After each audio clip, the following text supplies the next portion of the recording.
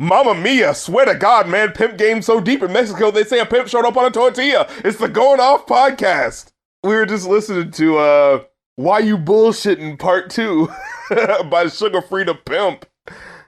And it's such a strange affair. Like, it doesn't feel like a normal rap song. You hear like these echoing like I don't know, fucking ghosts in the background, like woo, and it just starts off. It just sounds like he's in the middle of being angry at someone. Like someone just pressed record there, like he was getting pissed off and talking about someone, and they were just like, "Dude, this will be good." So hit the record button. He was just venting about someone.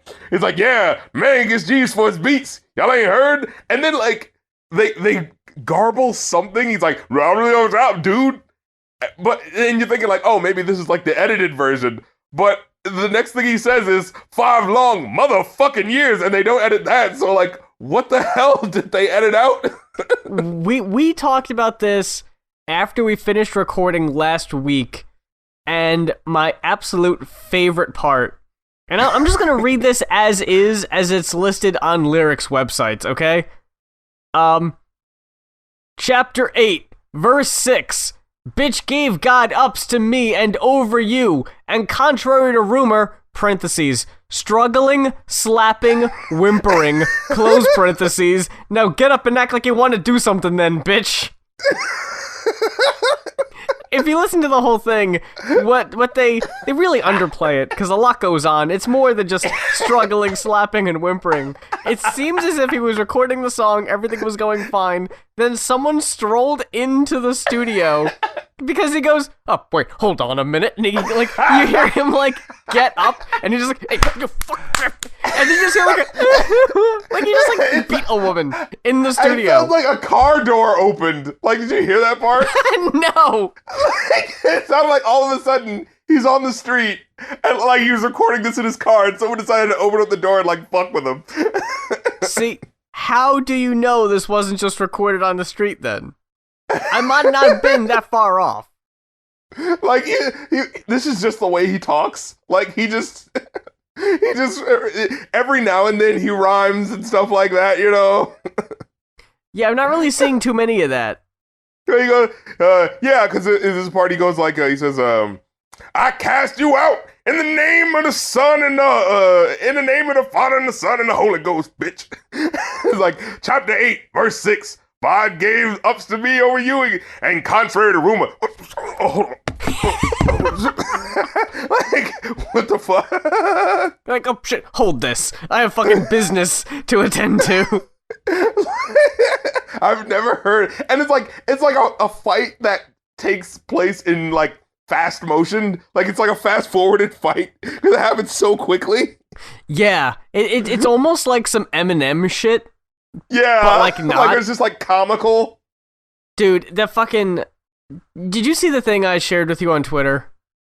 What? That Hobson shared. Oh yeah, I saw that. So like, if you haven't, stop it, B. If you stop it. If you don't follow Hobson on social media, we haven't talked about him since what was the name of that album? The Pound, the Pound, the Pound, the Pound. The Pound Syndrome. That's right. You know that album about it was like pound puppies or something? It was about pounds. Yeah, it was about British currency, and he posted a picture on his Facebook of D12 and said something to the effect of like, this is going to be one of his inspirations on his new album. And yeah. Boy, oh boy, that's a red flag. And someone posted like a picture of like the same picture, but with Hobson like photoshopped in all the way in the back, and it said like D12 video. I was in the back. See, that's the worst part. Like, that needs to be a meme. if you like any picture of D12 that has bizarre in the forefront, come on, dude, you couldn't have picked a better picture. I want to get this lyric because it's just he's such an asshole, right? Like that lyric we shared with you earlier. Mama mia, swear to God, pimp game so deep in Mexico they say pimp showed up on a tortilla. And then I learned her. She was taking a shit in the shower. Wait, she was taking a shit Wait, no, hold on. I was taking a shit while wait, no, that's not what the lyric was. She was talking shit in the shower when I was in there taking a piss. I flushed the toilet and burnt her. But it's like, I've never heard like a couplet so like lopsided. Because the first line is, I learnt her. There's only three words. And then the next line is, she was talking shit in the shower when I was in there taking a piss. I flushed the toilet and burnt her. It's like, what? And then he says... If someone was a bit more skilled, they could probably make that work. But yeah, it just sounds sloppy. Yeah, and then he says, I said, bitch, when you do that? She says, I think when. I said, you thought? She said, yeah. I said, bitch, well, just don't think then. Shit. It's like, Jesus. It's the most asshole-ish pimp. Like, God. It sounds like if someone recited a Cat Williams stand-up special to music. And then the part where it's just like, it just stops rhyming. It's just like, now it must be the truth, because you know I'm the way. Can you see the light? And then you just hear that in the background, do you see the light? Like, what the fuck? Like, you guys have to listen to this song. Is there any way we could get sugar-free on the Going Off podcast in 2017? Just explain what's going on in this song.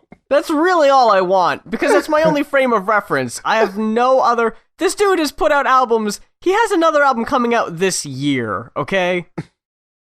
We can get him on. He can promote The Resurrection. And he can tell us all about, Why You Bullshittin' Part 2. And just what happened at the end of the verse? Just, and contrary to, like, where was that supposed to be proving his point? Contrary to rumor, I randomly stop songs to beat people up. Like, dude, in case you thought that's what I didn't do. The album Why You Bullshittin' Part 2 was peaked at number 72 on Billboard's 200 chart. Never heard of this before. It charted. DJ Quick produces like all of his shit. So I guess it's something to sleep on. Yeah. Sugar-free ain't no slouch. Yeah. Contrary to popular... Hold on a minute. He just read, like, he's recording a song, and he's like, I don't know, he's driving on the way over to, like, one of our houses. And contrary to room, hold on a minute. He just hears us recording. Yeah, on this recording, you just hear a door open, and he's like, what the hell? Oh! Now don't touch. Now keep my motherfucking name out your mouth, bitch. Cat Williams does the intro to Just Add Water, and then there's a track called So Fly, featuring Snoop Dogg and Cat Williams. This is probably around the same time as the blue carpet treatment too. Probably not much better, to be frank. I tell you, my mom randomly got me the DVD to that when Blockbuster was still popping. No. Yeah. Like so when was this about? This is like 07, 08. Wow. And this is when I first heard about this movie. And I was like, why did you get me this? And she was like, I don't know. You're into hip hop. I just thought you like it. And so, like, I was like, well, all right, I might as well check it out. And then I watched it, and I was like, what the hell is this?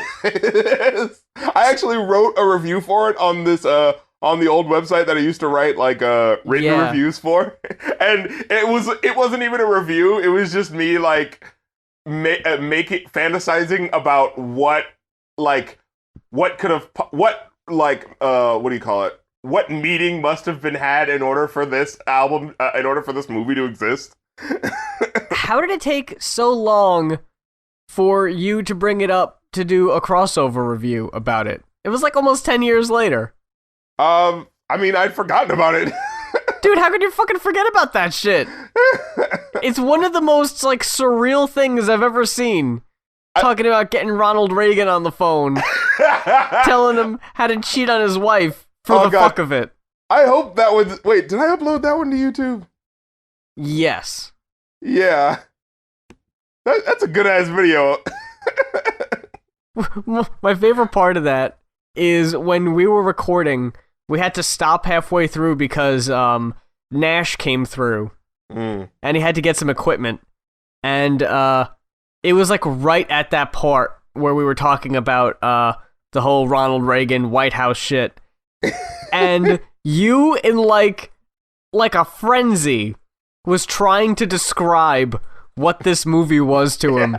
And his face was just like, like I couldn't tell if he was just like, I don't fucking care, or the shit. This sounds like the craziest fucking thing. Yeah, it's on there. Oh my god, this. I honestly wish more people had seen this because we've never.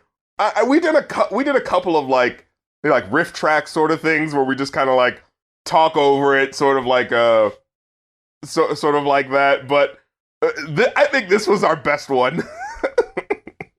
I like our Soulja Boy one too. I think if anyone hasn't seen that, they should go back and check that out. No, but that one was scripted. That's true. Yeah. See, this one I had seen it before, but I hadn't really had specifically anything planned. It was just like, because we were talking about doing a script, but it was cutting it so close, we were just like, fuck it, let's just watch it. Like, it's bad enough. We're going to have material every couple of seconds. My favorite part of the review is the random sponsorship. I think you remember what I'm talking about. Huh? Where your reaction... The preacher, like, yeah, whoever get the phone, the other one's going to jail. It's just like, what the fuck? I had forgotten about that shit. I wasn't even talking about that. I was talking about where they were like, this program is brought to you by niggas. Oh.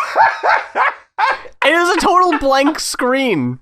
And it just said that. And you fell back on the bed and, like, grabbed your hat so it wouldn't fall off. Like someone just shoved you. And it was so when you're telling me that like you saw this so long ago, it's like how could you forget that part? And 9 Inch Dicks, the rapper. That guy is out there somewhere, still trying to get his career on with the name 9 Inch Dicks. We got some advice for you, pal. Is there a way we could get 9 Inch Dicks on the podcast in 2017? It's like the Butthole Surfers, man. It's not gonna happen. See, at least with them, they have like a pretty solid underground following. I don't think that 9 Inch Dicks got so lucky. I think I would have heard about him by now. Like, does he have a band camp that's really successful that I don't know about? Passion, pain, dragon slaying by ya boy Kid Cudi. Darren, I'm afraid to ask, what did you think of this album? Well, your Kid K came out and around like 2009, 2008. Yeah. It was like right when Kanye did the 808s and Heartbreaks. Mm-hmm. Remember that? Yeah, with that Lonely Stoner song. Yeah, I love that song. Was this a Patreon request? Oh yes, it was. It was. Fuck me. I need to get the God damn it, I'm an asshole. All right. Can we cut this out? This was requested by Tyler Gonzalez. Tyler Chaotic Dr. Gonzalez. Oh. This was for you, bro. I decided to look at the track listing. There's 19 tracks on this motherfucker. Yeah. No This skits. was no walk in the park. No skits. Absolutely no skits. Talk about getting bang for your buck. My God. So, I listened to it the first time through, and, I listened to it the first time while I'm, like, kind of doing something else, just to have it happening while, just to absorb it the first time. And the first time I was like, I don't know how I'm doing this anymore. Okay, whatever. It's just this very malaise sort of, like, you can obviously tell he does not open his mouth all the way when he talks or sings. Yeah, like, absolutely not. And it's just like, dude, like, if you don't care, just stop making this music. But then, I listened to it a second time. Hmm. And that second time, I was able to catch more of the nuances to this album. Okay.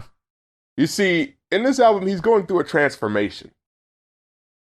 He's going from, his down in the dumps, really depressed state, and trying to move into the light, trying to move into controlling his own destiny, not letting depression get the best of him, and moving upward and onward with his life. And, I mean, shit, if you're able to make 6 albums, depression can't be keeping you down too much, but, if he's going through his thing, I feel that, you know what I mean? Right. Hey, sometimes depression causes you to be, manic, and it causes you to create more, whatever. Sure. But, I just, I actually, as I was listening to it, I really heard, the journey he was going through, and it made me sort of respect it a little bit more. However, and I'm not even saying it didn't have to be a long album to get to that, but yeah, there were still a lot of songs in here that didn't need to be here. For instance, the very first track is called Frequency, and it's just about sex, as far as I can see. Sex and drugs. Yeah, and I don't know, it just didn't... Maybe it could be about, this is what I'm using to... it's showing you this is what I use to get by or whatever. But I don't know, the chorus kind of makes it seem like this is a good thing.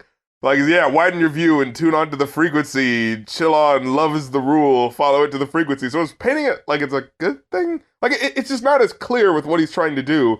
And it just feels like it's just a couple girls, couple stories, and a couple shrooms, couple girls, and a couple shrooms, couple girls, couple stories, and a couple streams. Just I fucking get it. You know what I mean? For how much he talks about frequency, he never really explains exactly what he means. Yeah. Which is why it makes it more annoying that he brings it back up again only a few songs later. And it's like, oh, so we're back to this? Yeah. You seriously... You didn't get everything you needed to say about the fucking frequency out in the song called Frequency, that by design, he just brings it back up again. And then he's just like, oh, we got a couple nudes sucking boobs, seeing double, and it zoom. And it's like, I don't know, if you're trying to make a serious album, which is what I thought this was going to be, it started with sucking boobs, this boobs is not a serious word. You know what I mean? The first note I have written down for Frequency is this a joke? Because I'm already looking at this in the context of, all right, this is an hour and a half. This is 19 tracks. Frequency is the first song. It's full of auto-tune, pitch correction. He's the hums, the humming. Oh my god, you have no idea how many times I wrote humming in my notes. Oh my fucking god, he could fuck off with his humming and his moaning. This whole album just sounds like him warming up. Like you were saying earlier, it sounds like his mouth is only open half the time. The rest of the time, he doesn't even bother to open it. What if when he does sing or rap, that's when he's able to get his mouth open, but the other times it's closed down and he can't open it up. He's like, no, fuck it. Yeah, he has a serious affliction where he can't open his mouth all the way. Sometimes he's just no, but the music needs to get out. Fuck it, I'll hum it. Keep the track going. But he can't say that. He just points to him and goes. I picture him like one of those aquarium clams. You know, where it's closed, then every so often it's like, wow. Just lets a few bubbles out, then wow. And that's just closed again for the next minute. I'm not gonna lie, I found the humming kind of endearing after a while. I hated it. I absolutely hated it. The only other thing I noticed about Frequency, besides that, my god, the song was way too fucking long, it's impossible to be taken seriously when he's saying stupid shit. Sucking boobs.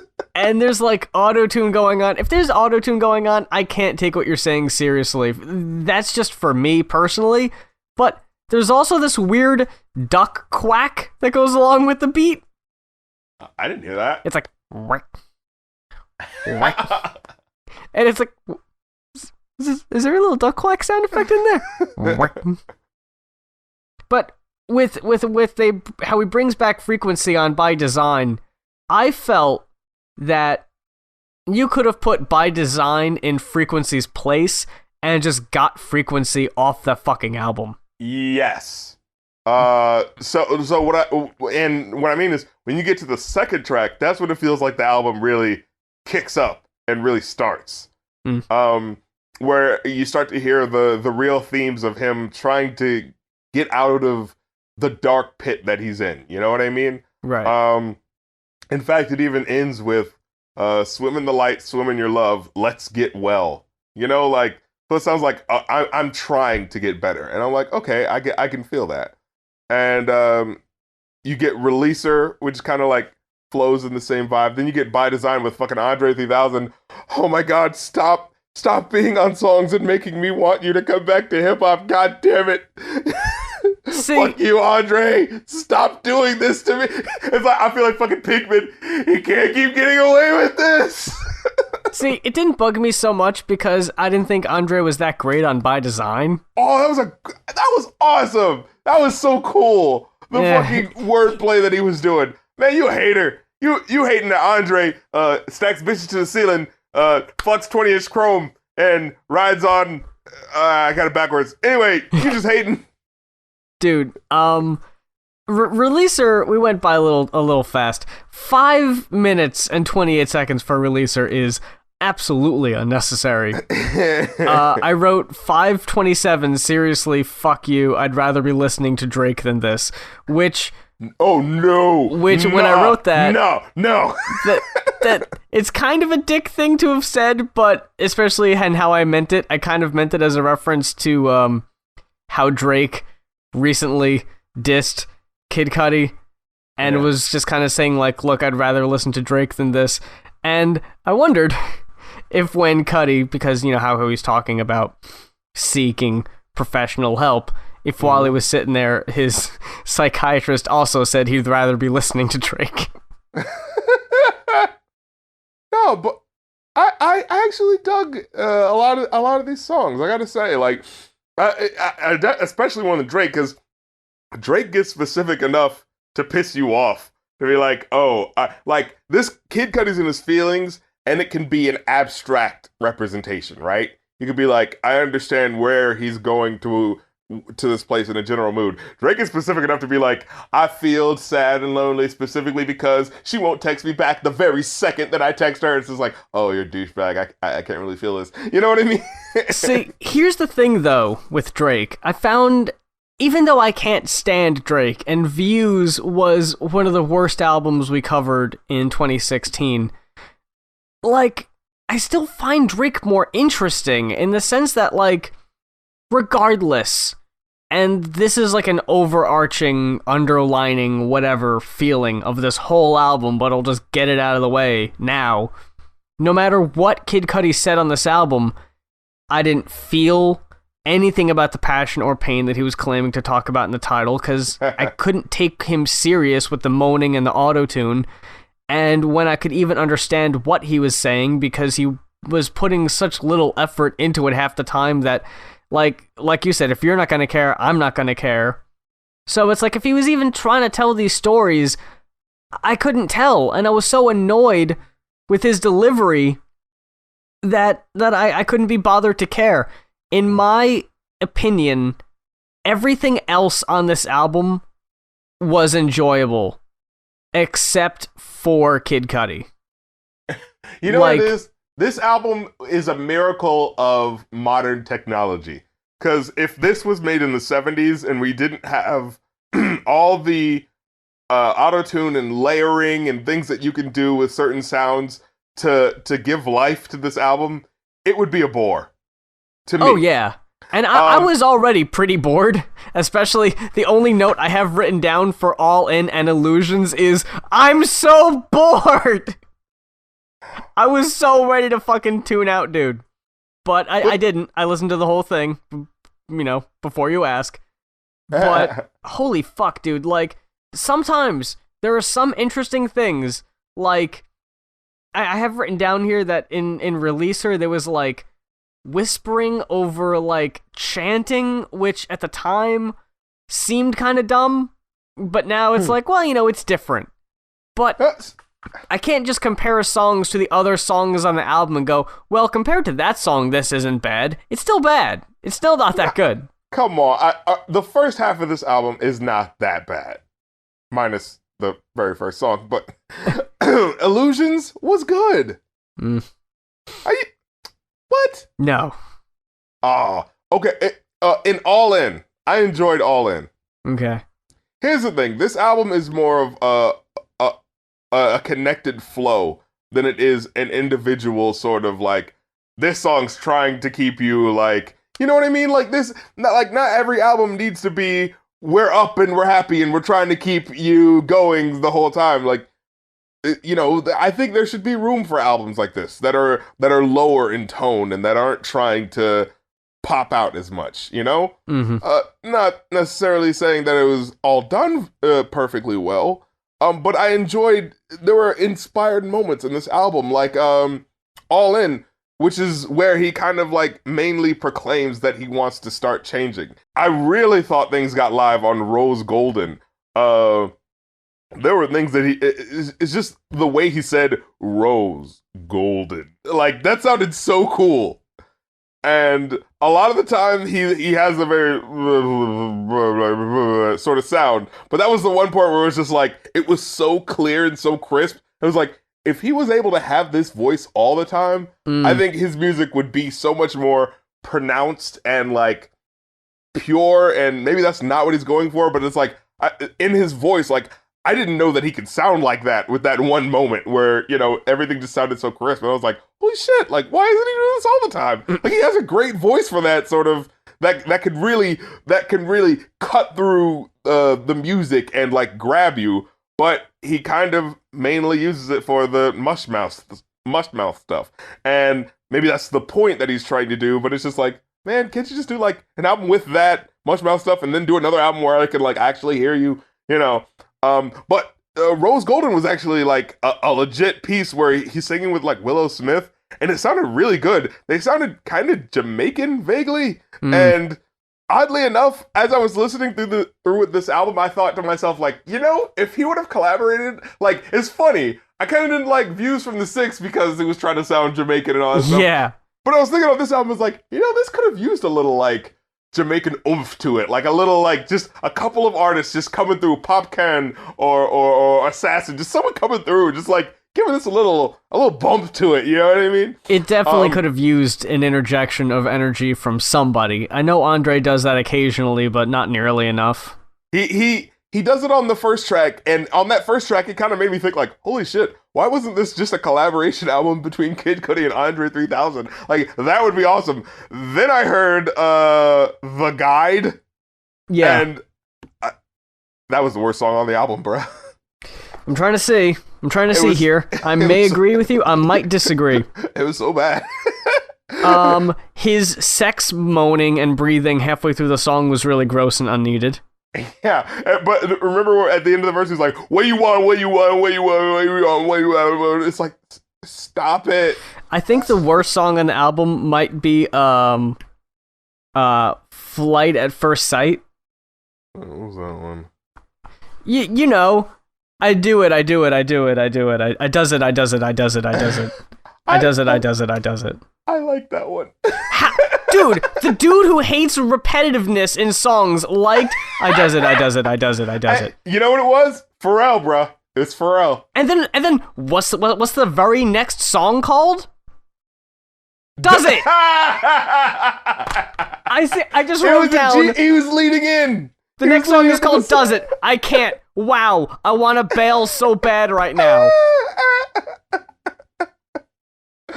Dude, that does it. That was straight up shit. I was laughing out loud at how much he was repeating I does it. That was insane. The production wasn't bad. But when it got to the I does it, I couldn't fucking take it anymore.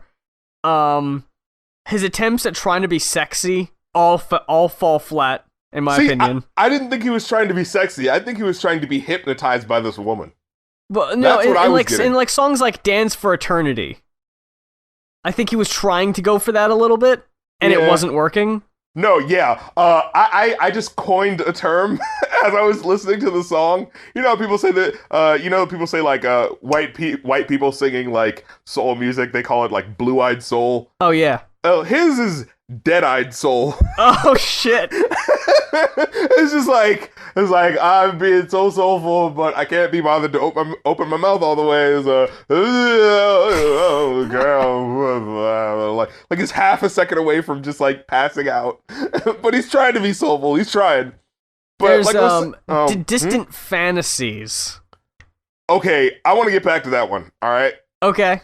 But I want to finish what I was saying about the guide, the worst song on the album. Oh, okay. That creeped me. It was just like, at first I thought I was gonna like it. It sounded inspired with the walking beat.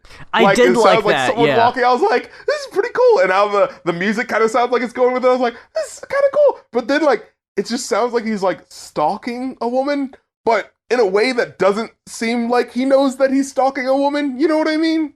Which is funny Like- because it's basically the same with Distant Fantasies.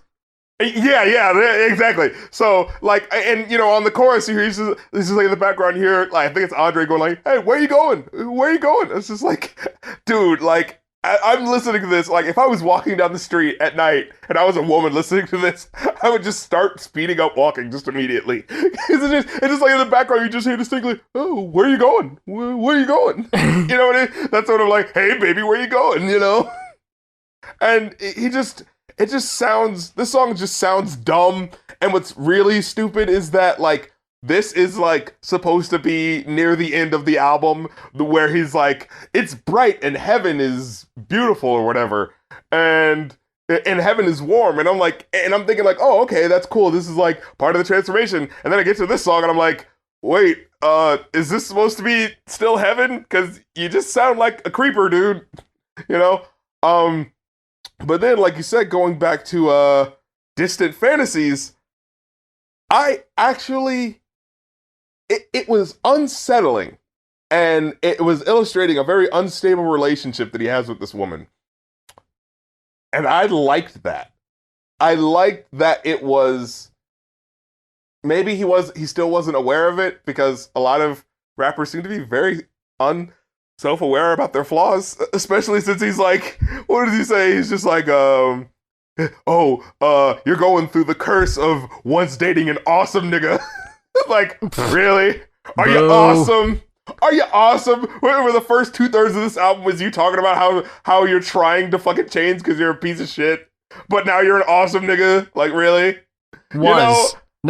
Maybe not so much anymore. And then he goes, he says, stop wasting your fucking chi. Stop searching, chasing your tail. What does he say? He says, I'll be clear. I'm a hell of a man. Flaws and all. Somebody else would love to have me too. Just like, I keep telling yourself that, buddy. Like, yeah. You know what yeah, exactly. The actual verses, it was just kind of like very unself-aware, but the music around it, yeah, it felt like it was written by someone who understood how much of a douchebag he was and was illustrating the creepiness and the sort of the sort of dragging her down with him that comes with it, and the sort of creepy and stalkerishness, and in that way I felt like artistically it kind of shined, like whether unintentionally or intentionally. It was just like, because you know, I'm looking on Rap Genius and seeing how other people are interpreting this, and they're like, yeah, they seem to be kind of like unaware as well. They're just like, oh yeah, he's telling this girl that she needs to realize that she can't get by without him. It's just like, no. I don't think it's like that. I think he thinks that, you know, she can't get by without him. I think that it feels more like he can't get over this shit. You know what I mean? Yeah, so, it's like he's in the booth spitting this stuff, and then whoever's like producing the beat is doing that like wiggling the finger around the ear business. You know, like the cuckoo like type shit. Like, yeah, pal. And then just like puts like the hand in like the side of his mouth, like, you hear this shit? Because like the music is campy in the way that like it isn't creepy as much as it is spooky. But see, like, it has a spooky intro, and then towards the end, it has, like, that sci-fi space shuttle whistle. Mm-hmm. It's like, yeah, exactly. And it's like, I kind of liked that, but everything he was saying, I couldn't be fucking bothered. And then there was the part where he does the humming thing again. But the funny thing here is that, whereas usually it just feels like he's just like, I don't know, searching for a melody, here it sounded like genuinely sinister. Like menacing? Yeah, like it's just like, this is his humming tune as he comes to get his girl, and he's thinking to himself, oh, I'm just gonna get her back. And like, but when she hears that tune, she's just like, oh god, I can't fucking get away. She just starts walking faster, yeah. Yeah. So it's like, it works in the sense of like, if you're trying to tell a story about this guy who just doesn't fucking get it and he's a stalker, but in any other context of someone who genuinely thinks, oh man, this girl will never find anyone better than me, oh boy, no, this is fucking creepy as shit. So it's unintentionally good in what it's doing, because people who are like that, they aren't very self-aware. You know what I mean? Mm-hmm. So like, it kind of works in that way. Then you have Baptized in Fire. Something about Travis Scott just makes me like songs less. Yeah, as soon as I saw him in the credits, I was like, oh. I sunk a little bit. Yeah, then he has like, which is funny because he only does the chorus, but like, there's Kid Cudi goes like, you don't love Scott, you love Kid Cudi, and I thought he was like dissing Travis Scott. I thought that too. Like, Travis is like, the fuck? Yeah, why am I even bothering? Why am I even here then? Yeah, I was like, holy fuck shit. You. Yeah, I thought it was like an Eminem thing, you know? He'll just like fucking diss the rapper he's with, like he'll diss Dr. Dre and shit, and maybe like, because at first I thought it was like Kid Cudi, right? And you know, he's gonna like, you don't love Scott, you love Cudi, and then the next verse would be like, fuck Cudi, you love Scott. Dude, that would have been fucking great. But apparently his name is actually like Scott, and you know, the idea is that, oh, you don't like who I am for real. You like the persona that I, you know, put out. Which, honestly, seems like the same person, like, because it never feels like he's putting on a pose, you know? Wow, that's considerably less interesting. Yeah. Than if they would have been beefing mid-song. That would have been pretty cool.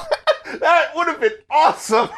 They would have, like, livened this up, like, holy shit. And maybe it could have been illustrative of the idea that he pushes away people that are, like, his friends. Oh, you know what I mean? Shit. See, that would have been great. Like, what if fucking Kid Cudi ends his verse and the hook, like, music starts playing, but, like, Travis already, like, got up and left? You hear him in the background, like, you actually hear him, like, he does the chorus, and then you hear him dissing, like, you know, Travis Scott, and you hear, like, someone in the background go, like, dude, fuck you, and they're just, like, walking out. You just hear his verse ending, and then it's just like...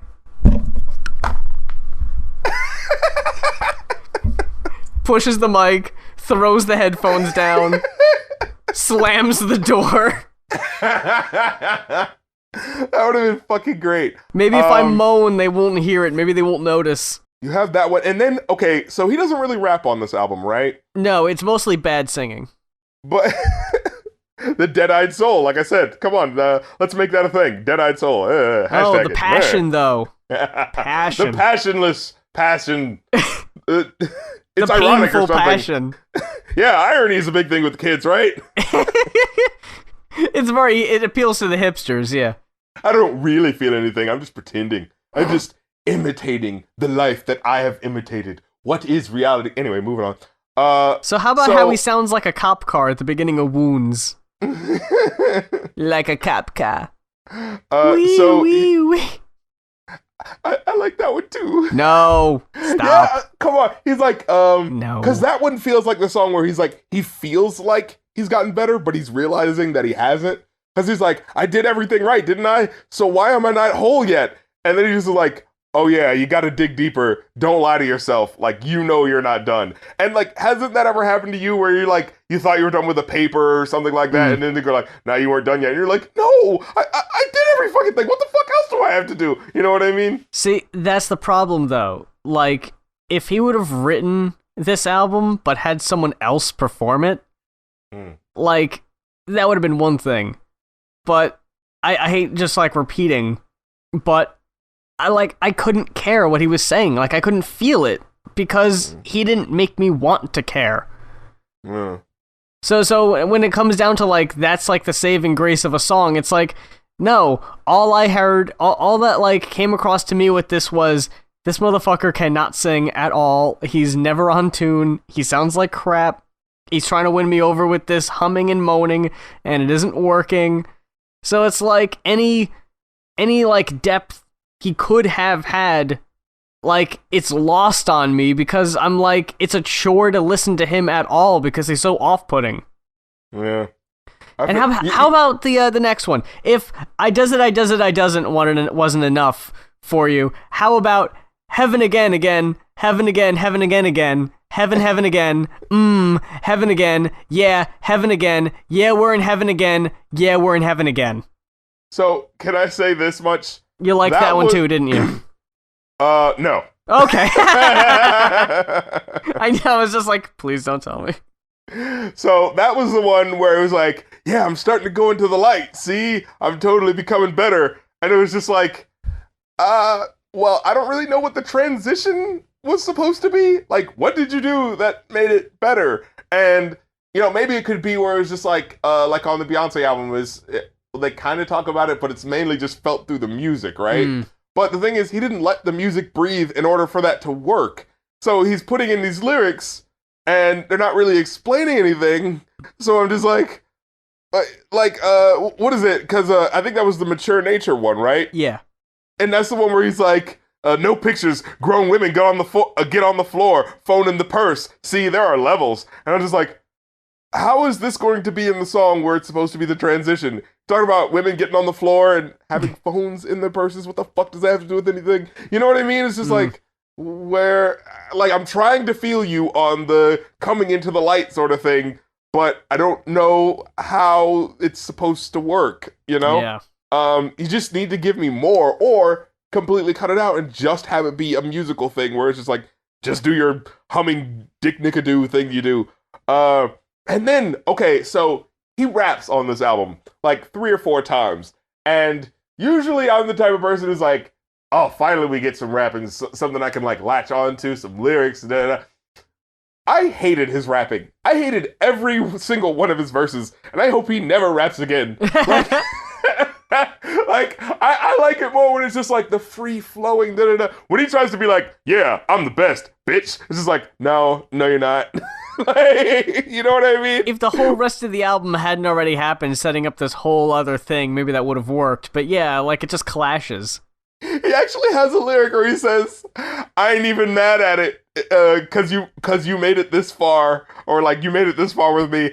And I thought that he was talking to the audience. Like, that was his You're almost halfway through. Look at you. What a winner. Yeah.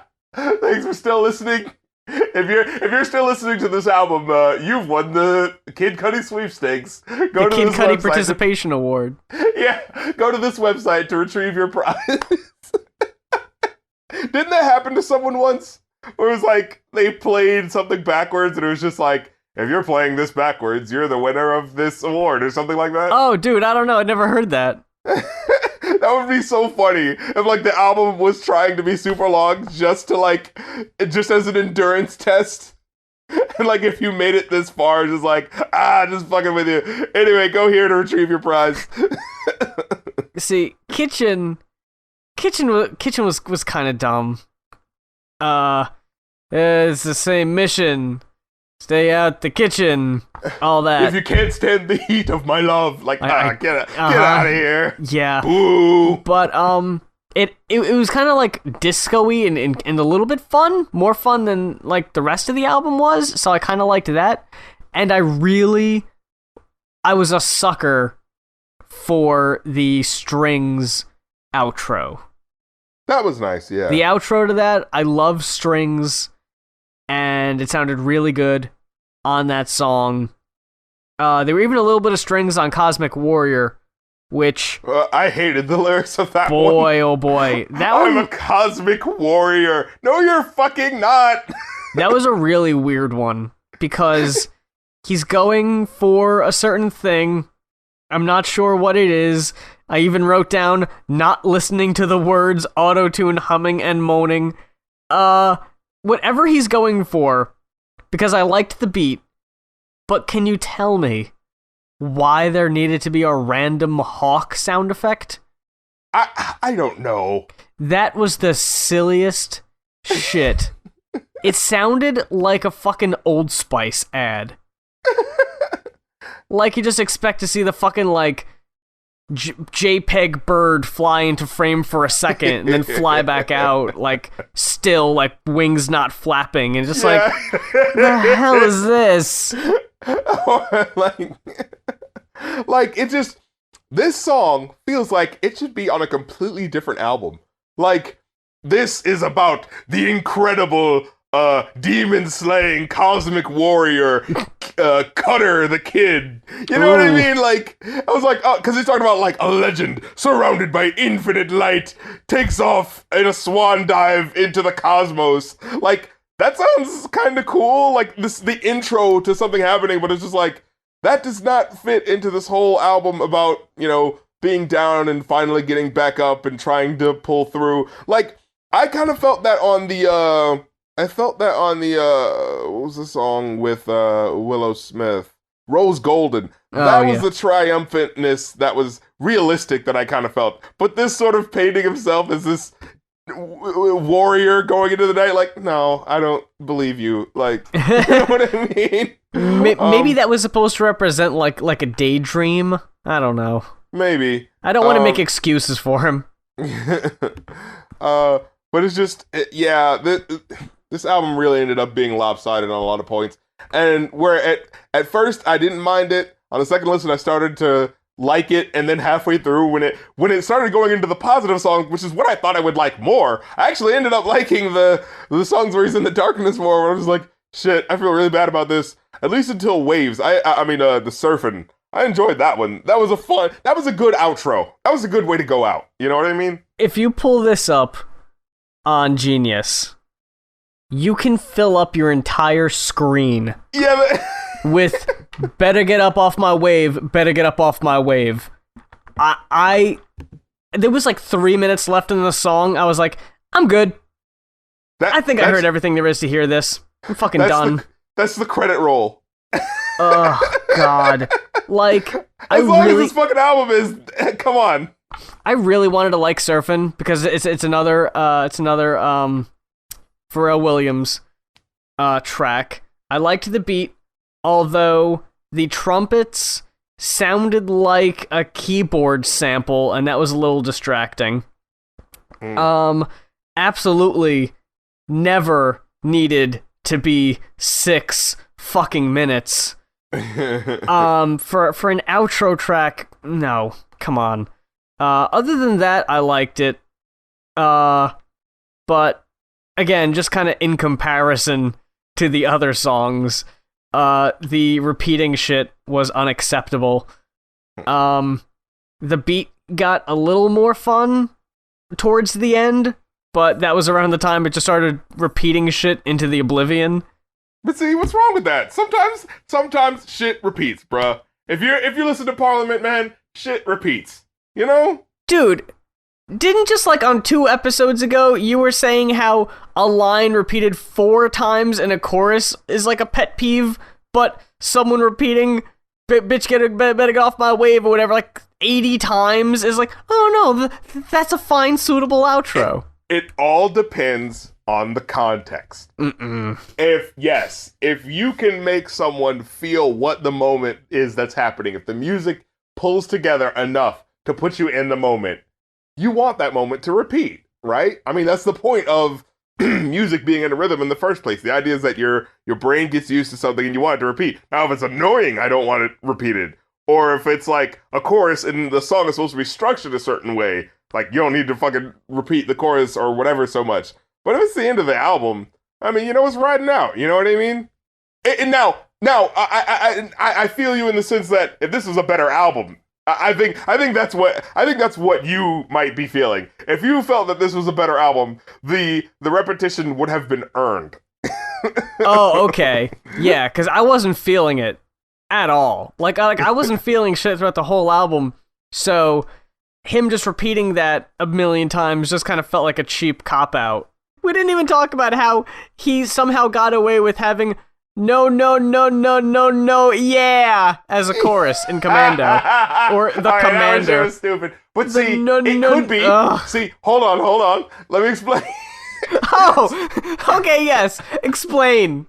See, that could be his denial, trying to tell him to not go into the light, but he's telling himself, yeah, I will accept and go forward. So I will not stupid, deny I'd be myself okay with the freedom of my soul. I liked that it had acoustic guitar on there. I thought that was different, but it wasn't great. The beat was cool. His mumbling took away from it. And the no was pretty stupid, in my opinion. And apparently he's done that before. Oh. Like there's another song where he does that. Oh, God. Did you know his last album is also an hour and a half? Jesus Christ. And it just came out last year. Yeah, that's what I was wondering. It's like, you made an hour and a half of music. Like, take a break. And it's more tracks, too. It's like more than 19. I forget exactly how many. But yeah, it's just like, who the fuck you doing this for, man? Aren't there like orchestral interludes on that one though? Oh, wait. Oh, it's like a bonus disc. Okay. There's 18 tracks. Then there's a bonus disc that includes demos. Man, these artists, yeah. man, they're giving too much. You're working too hard, bruh. So here's the part I'm dreading. Out of 5, my friend, what would you give Passion, Pain, and Demon Slayin? 6. No, stop. I am so fucking playing with you. Not get the fuck all the way out of here. Nah. I would give this a 3. I'd give it a 2. There are so many inspirational moments and just little moments that are inspired in ways, but that really get drowned out by the person with this personality that thinks that they have a better personality than they're presenting. Like, especially on the fucking Distant Fantasies, where he's like, I'm the best person you'll ever have. Like, chill out. You know what I mean? And the funny thing is like, when I get to that point, I don't want to see you succeed now. Unless there's something that comes with you, like, noticeably saying that you realize that you're an asshole and that you're changing. What was that one song where he's just like, so a lot of this album is very abstract, right?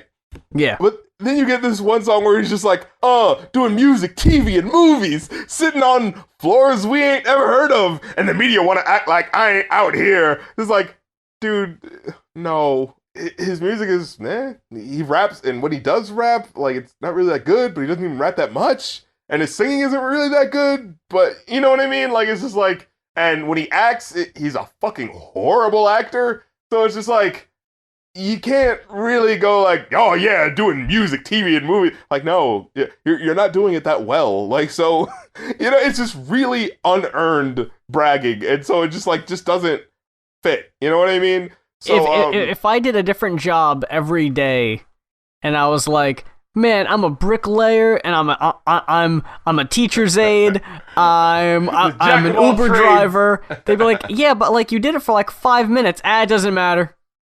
I still did it though. So here's the part I'm dreading. Out of 5, my friend, what would you give Passion, Pain, and Demon Slayin? 6. No, stop. I am so fucking playing with you.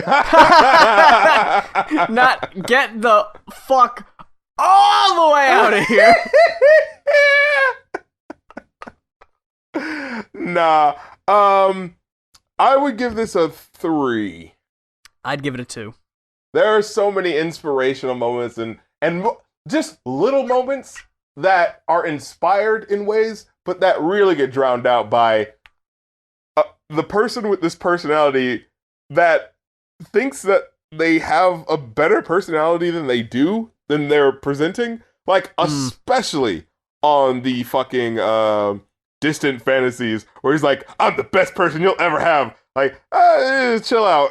You know what I mean? And the funny thing is like, when I get to that point, I don't want to see you succeed now. Unless there's something that comes with you, like, noticeably saying that you realize that you're an asshole and that you're changing.